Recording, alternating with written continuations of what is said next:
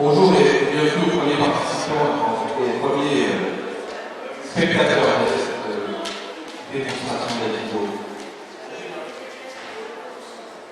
Qui commence comme tous les arts martiaux par un salut au professeur, au maître qui dirige cet entraînement. Alors Aïkido, rapidement, c'est un art martial né au Japon il y a presque un siècle et qui est une synthèse entre plusieurs autres arts martiaux, entre le Jiu-Jitsu et les techniques anciennes, le sabre, des pratiques des samouraïs. La plupart des entraînements en Aïkido commencent par un développement qui est de 14 minutes, qui très rapidement, en général, suivi par des techniques au sol, qu'on appelle soit Riyama, et qui permettent, outre de continuer les échauffements, de travailler en particulier les déplacements des hanches qui sont très importants dans ces arts martiaux. La démonstration par Pascal Gaspard, qui est enseignant de l'Aïkido de Bézieux, des techniques de base, des principes de base, des techniques au sol.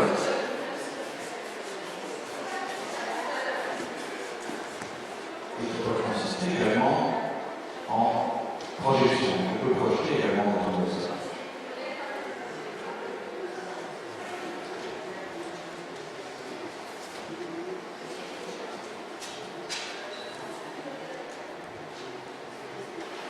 La technique s'appelle Minage. Ikkyo, une technique notamment japonaise, ils vont regarder les noms japonais d'origine. Et vous remarquerez la capacité d'un judoka de haut niveau de se déplacer de cette façon sur un tatami.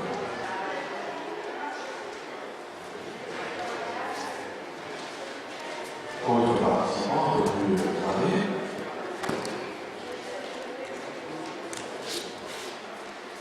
Et on remarquera également que la technique se passe l'un des partenaires au sol, l'autre debout.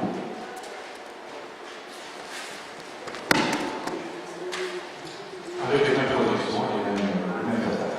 Il y a plusieurs attaques qui peuvent être saisies.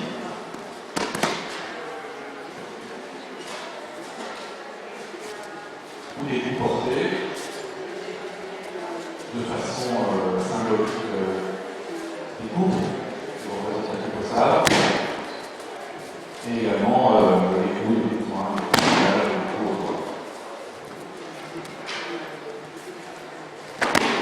Shironage, technique de correction où le participant a encore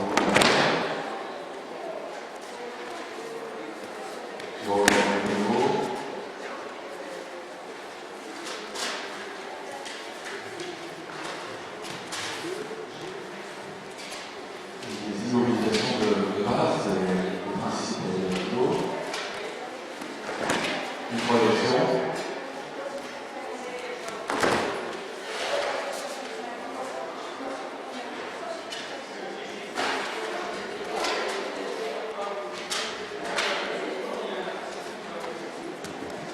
Alors on est dans une forme assez ritualisée des attaques. C'est une technique professionnelle qui représente la fois la tête.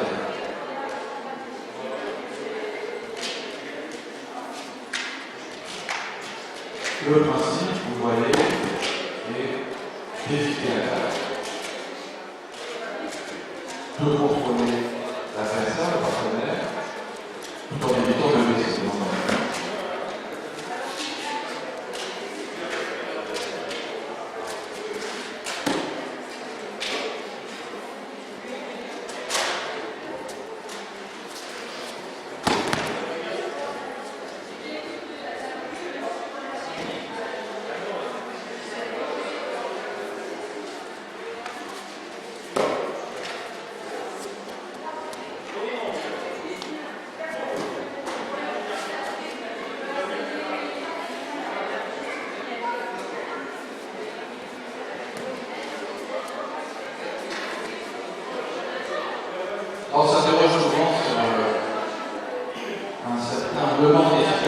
parents ont eu technique d'aïkido. Je peux vous assurer que ces techniques restent une redoutable efficacité, même si elles n'ont pas pour but direct de combattre, en tout cas d'attaquer.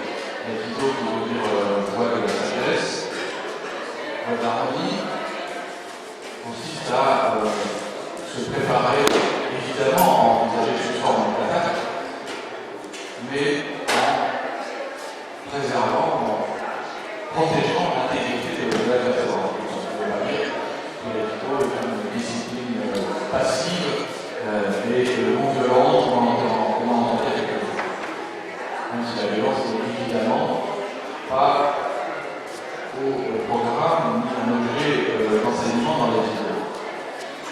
Le combat est une forme ritualisée, vous voyez sur ce bout de point, sur toute l'efficacité peut avoir un peu l'aïkido.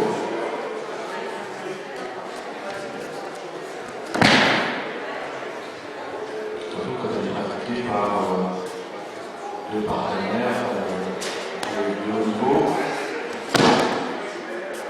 où on peut engager beaucoup plus fort le corps, les projections, et finalement démontrer l'efficacité de la technique.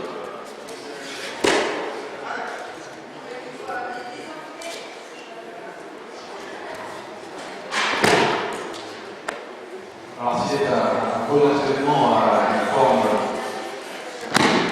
de défense, évidemment, c'est se défendre, c'est aussi un formidable sport martial d'éducation pour les enfants, qui enseigne l'équilibre, qui est assez complet du point de vue musculaire, qui est aussi un excellent entraînement par le musculaire, qui développe l'endurance.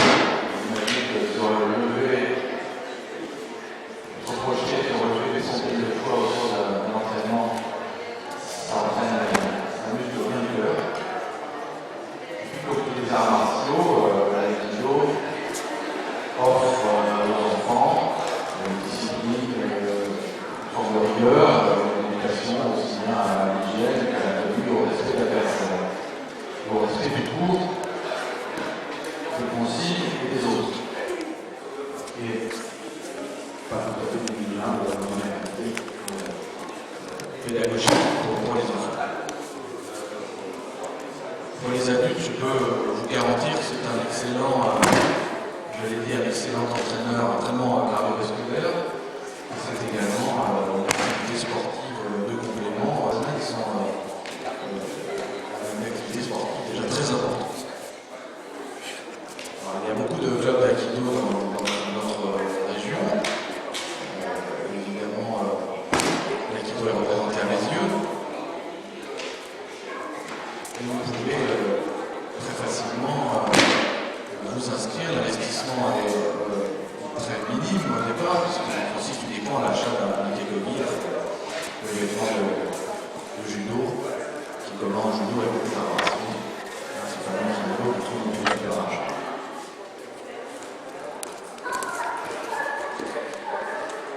On poursuit la démonstration avec des techniques d'attaque.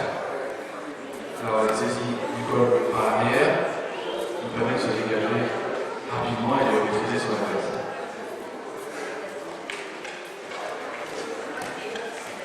Technique de saisie des épaules, contrôle toujours sur l'orientation. Saisie du col encore, projection.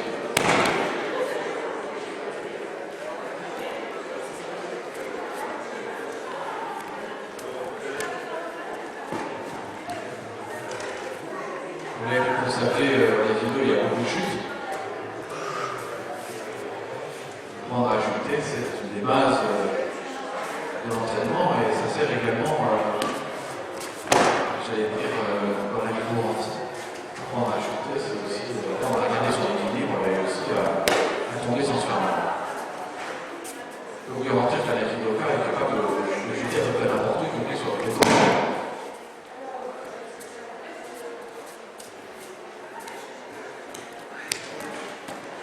Vous voyez,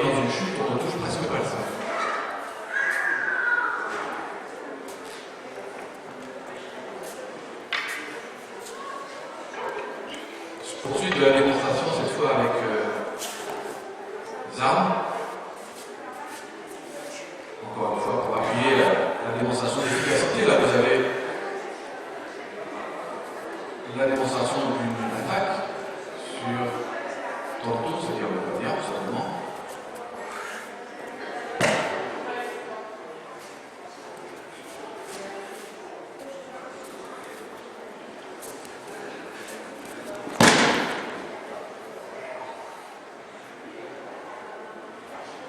Vous remarquerez que celui qui reçoit l'attaque, qui maîtrise son partenaire, prend bien garde de ne pas se blesser. Alors, l'autre, il est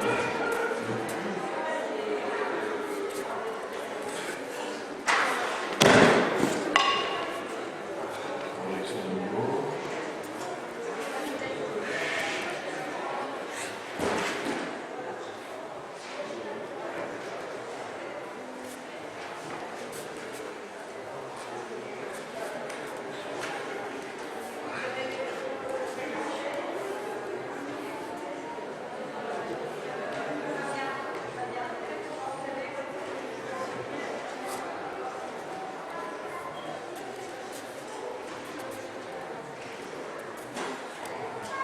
Deuxième arme utilisée de façon très courante dans les entraînements et la pratique de l'aïkido, le bokken, qui est un sabre en bois et qui reprend la plupart des techniques utilisées par les anciens samouraïs, les samouraïs à l'époque, et qui est aussi une formidable pédagogie, une façon ici d'aborder les techniques en main.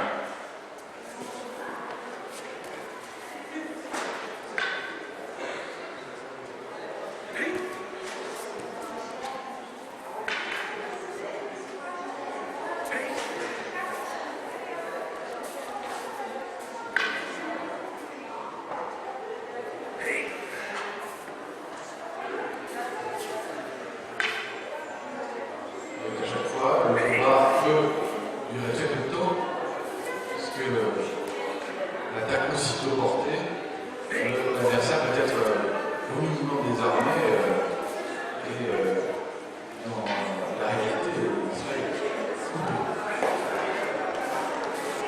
Imaginez que si ce sabre était une véritable arme, c'est-à-dire aiguisée. En général, un combat de samouraï durait peu de temps. Un vainqueur et un vainqueur.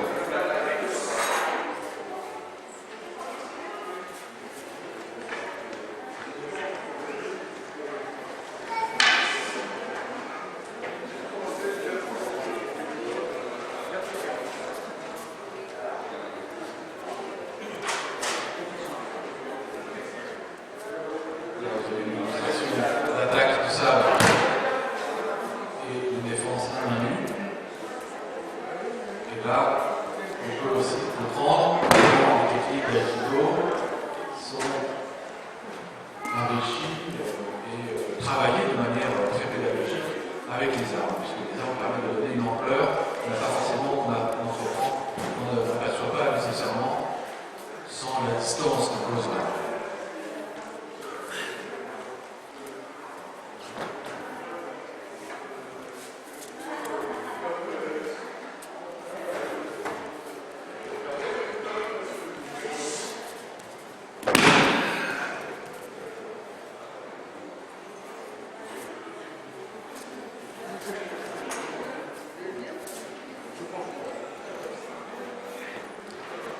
Troisième arme utilisée, le jo, qui est en quelque sorte un substitut ou l'équivalent de la lance qui était utilisée également par les anciens guerriers japonais, qui est là une lance un peu raccourcie, qui permet aussi d'envisager une sorte de projection d'une assez grande efficacité. Le jo était l'instrument, l'arme favorite du fondateur de l'aïkido.